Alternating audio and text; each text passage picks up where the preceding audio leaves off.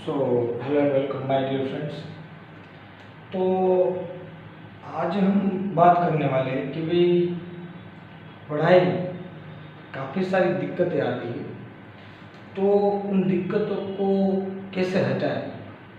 और उनके लिए काफ़ी कुछ किताबें में लिखा हुआ है। मतलब कंसंट्रेशन करना और कंसंट्रेशन होना वो आज की दिक्कत है ऐसा नहीं है। कंसंट्रेशन की जो दिक्कत है वो पुरानी दिक्कत है। पुरानी मतलब कि जो भी काम है, मतलब जो नहीं करना है उसमें तो हमें मजा ही आता है। नहीं करना मतलब कि भाई बच्चों को खेलना होता है तो खेलने में मजा ही आता है। मतलब पढ़ाई होती है, पढ़ाई में दिक्कत होती है। जो बिजनेस करता है उसको बिजनेस करने में काफ़ी बार ऐसे लेजीनेस आती है, उस घूमने में किसी को नहीं आती। शॉपिंग करने में, शॉपिंग जो करता है उसको मज़ा आता है, जो शॉप चला रहा है उसको मज़ा नहीं आता है। मतलब कंसंट्रेशन करना, अपने ही बिजनेस में मज़ा करना, अपने ही काम में आनंद लेना, और काफ़ी सारी जो चीज़ है काफ़ी सारी बुक में लिखी हुई है। तो कंसंट्रेशन करना एक कोई छोटी बात नहीं है। छोटी बात नहीं मतलब कि भाई जो ध्यान से करा जाए तो सबसे ईजी है, और जो उसको अवॉइड करा जाए तो काफ़ी बार वो प्रॉब्लम खड़ी कर देती है। प्रॉब्लम खड़ी कब करती है कि भाई हमारा जो फोकस होता है, फोकस जो हट गया हमारे काम से, तो हमारी जो सक्सेस है हमें नहीं मिल पाती। हमने जो डिसाइड किया हुआ है वो हमें नहीं मिल पाता। तो इसकी बात कर लेते हैं। सबसे पहले लिखा है कि ओडिसिस मेथड। वो ओडिसिस मेथड क्या है आपको बता देता हूँ कि भाई एक कहानी है जिसमें ये बताया जा रहा है कि भाई एक कोई ओडिसिस नाम का कोई किंग था। उसको एक टापू पे से दूसरे, मतलब एक आइलैंड पे से दूसरे आइलैंड पे जाना था उसको। तो उन दो आइलैंड के बीच में, मतलब उस पहले जो एक जगह पे गया हुआ था उसको अपने घर पे जाना था, तो बीच में एक आइलैंड पड़ रहा था। तो बीच में जो आइलैंड था उस आइलैंड में ऐसा किया, बात हो रही थी इसकी सबकी, उसने भी पढ़ा हुआ था, उसने काफ़ी बार उसके बारे में सुना हुआ था, और वो बात भी सच थी। ये कहानी में ऐसा हुआ कि भाई उनमें से कोई एक वहाँ पे कुछ भूत भूत था। तो क्या हो रहा था कि भाई वहाँ पे हेवन की आवाज़ आ रही थी। तो हेवन मतलब स्वर्ग की आवाज़ आ रही थी। तो हेवन की आवाज़ आने से वजह से जो भी शिप वहाँ से गुजरता था, वो क्या होता था, शिप वहाँ पे गुजरता था तो उसकी वजह से जो कोई भी लोग थे, मतलब शिप से जा रहे थे, वो वहाँ पे जाते थे तो शिप होती नहीं थी। वहाँ पे एक जाइंट कोई राक्षस था, उसको सब खा लेता था और कहानी खत्म, ऐसा हो जाता था। तो ओडिसिस को पता था कि भाई क्या करें। तो उसने क्या किया कि भाई उन सब जो उसके जो सैनिक थे शिप में खड़े थे उनको बोल दिया कि अपने कान पे ऐसे ढक लो का बाहर की कोई आवाज़ ही नहीं आ रहा है, ठीक है। और दूसरा खुद को बांध दिया। उसने बोला कि भाई मुझे बांध दो, मैं कितनी भी आवाज़ लगाओ, छोड़ो छोड़ो, ये कुछ भी करना है मुझे मत छोड़ना, कुछ भी हो जाए, मैं कितनी बार चिल्लाऊँ, कितनी बार भी बोलूँ, कितना भी बोलूँ, आपको आदेश भी दूँ, फिर भी मुझे छोड़ना नहीं है, ये मेरा आदेश है आपको, ठीक है। क्योंकि ओडिसिस को आवाज़ सुननी थी, जैसा है कि नहीं, क्योंकि जो सैनिक सुन लेते तो वो सैनिक अपनी शिप थी वहाँ पे ले जाते, तो सैनिक का तो उसने सब कान बान सब बंद कर दिया था, उसको सुनना था।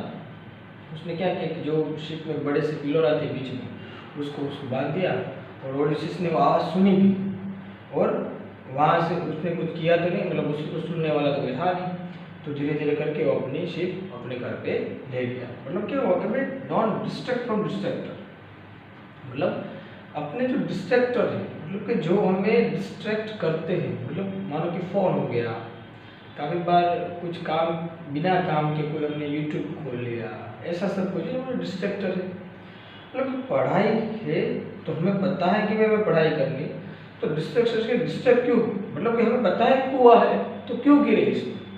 तो ओडिसिस मेथड में दूसरी बात बोले तो पेरेटो प्रिंसिपल। पेरेटो प्रिंसिपल क्या है? पेरेटो प्रिंसिपल में ऐसा बताया गया है कि भाई पेरेटो प्रिंसिपल हमारे सब लाइफ में इनपुट होता है। दुनिया पेरेटो प्रिंसिपल पे चलती है। ऐसा क्यों बोल रहा हूँ मैं? 20% इनपुट देना है, 80% आउटपुट होता है। मतलब हमारे स्कूल में भी आपने देखा होगा कि जो टीचर्स हमें कोई प्रोजेक्ट बनाने के लिए देते हैं, तो इनमें क्या होता है कि भाई टीचर्स जो प्रोजेक्ट बनाने देते हैं, मानो कि 5 लोगों को प्रोजेक्ट बना दे दिए, तो उनमें से 1 या 2 ही बच्चे होते हैं जो प्रोजेक्ट को ख़त्म करने के लिए ऐसे 80% काम करते हैं।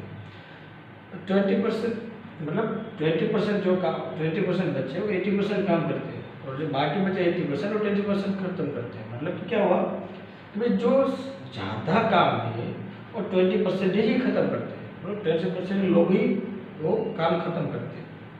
इस दुनिया में ऐसा ही है कि भाई जो हमें ऐसा 20% लगाना है कि उससे हम आउटपुट 80% लगा सकें। मतलब हमारे दिन में जो कुछ भी काम है वो ऐसा काम करना है कि जिससे मानो कि काम तो हमारे दिन में बहुत ज़्यादा, सुबह जब उठते हैं तब से हमारे पास काम शाम तक होता है, जब तक सोते हैं तब तक काम करते हैं।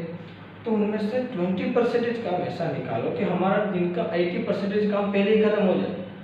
ठीक है, मतलब 20% काम सुबह कर डालो तो 80% हो गया, फिर बाकी का जो काम है वो तो 20% ही खत्म करेगा। ठीक है, मतलब ऐसा काम पहले कर दो कि जो दिन में सबसे ज़्यादा इम्पोर्टेंट हो, ठीक है, उसको पूरा करो। मतलब ऐसे ही होता है मेरिटोरियस में।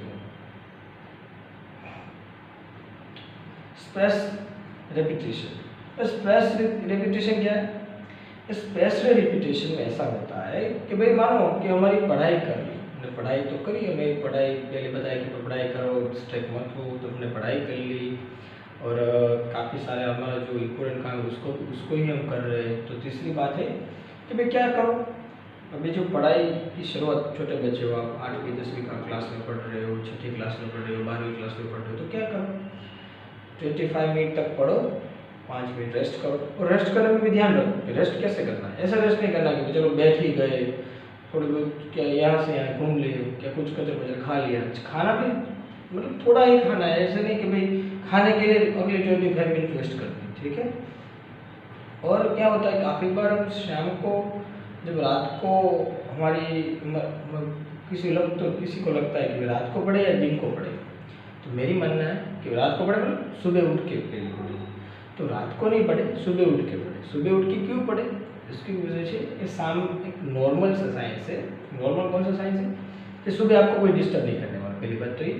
और शाम को क्या होता है 11 बजे तो कहाँ पढ़ती है, ठीक है, 11 बजे के बाद घर में सब सो जाते हैं। अब सब सोने के बाद आपने 8 बजे तो खा लिया है, 12 बजे आपको भूख लगी, तो क्या होगा, किचन में से कुछ ढूंढा, खाना खाने बैठ गए, सामने टीवी चालू किया, खाना तो खत्म हो गया पर टीवी का एपिसोड खत्म नहीं हो रहा है। तो खाना एक बार हो गया, टीवी का एपिसोड चलने लगा है, मतलब आधा घंटा हमने ऐसे ही वेस्ट कर दिया, जो कि बहुत इंपॉर्टेंट समय था। अब सुबह का देख लो, सुबह आप 4 बजे उठे तो 4 से 6 बजे आपको कोई खाने का कोई दिक्कत नहीं, कुछ खाने का मन ही नहीं हो रहा है, क्योंकि उठे हुए हमारे पास एक ही ऑप्शन है कि भाई देख लो, पढ़ लो। उसके बजाय कि भाई मानो सुबह जूस पी लो, तो जूस पीने में इतनी देर भी नहीं लगेगी, आपको सुबह सुबह इतनी मज़ा भी नहीं आएगा टीवी देखने में, क्योंकि आँखें जलने लगती है टीवी देखने की, और लाइट्स हमारे आँख में फेंकती है, पता चला। और आगे बढ़ो, मानो कि 25 मिनट से ज़्यादा कॉन्सेंट्रेट कर पाते हो तो मानो 1 घंटा पढ़ो, 1 घंटा पढ़ो, 50 मिनट पढ़ो, 10 मिनट का रेस्ट लो, 5 मिनट गाना बना सुन लिया, कुछ ऐसा पढ़ो, मतलब बहुत ज़्यादा टाइम वेस्ट मत करो। ठीक है, तो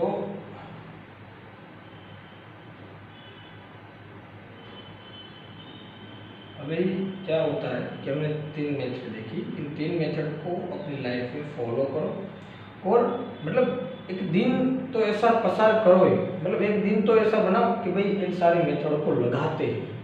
ठीक है, हम भी ऐसे काम करते हैं, बिजनेस में कोई भी वैसे भी काम करता है, कोई भी अपना काम हर रोज अच्छी तरह से पूरा करता है ना, इसी सब मेथड से काम करता है। देखिए, काम कब खत्म होगा, मतलब काम करने में मजा कब आएगा, काम अच्छी तरह से कब होगा, नहीं मोटिवेटेड से होगा, नहीं डीमोटिवेटेड से होगा। काम कब खत्म होगा, काम हम जब काम में फोकस करें।